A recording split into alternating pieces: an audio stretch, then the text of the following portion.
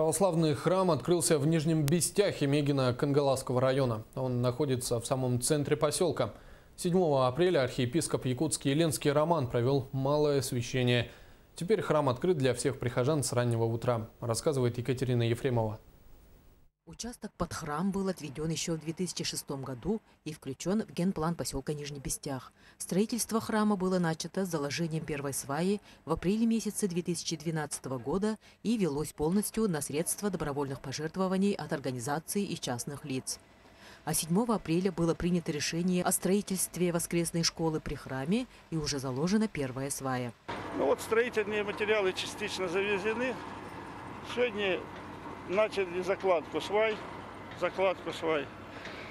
Постараемся в ближайшее время завершить работы и по храму, и по воскресной школе.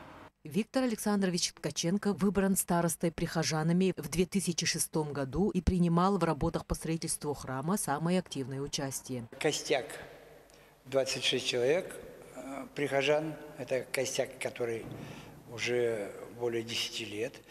Сначала мы ютились в клубе, в Дом культуры.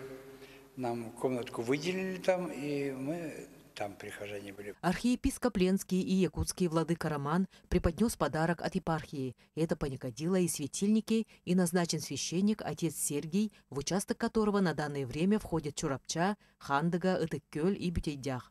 А к малому освящению храма руками прихожан был изготовлен временный иконостас.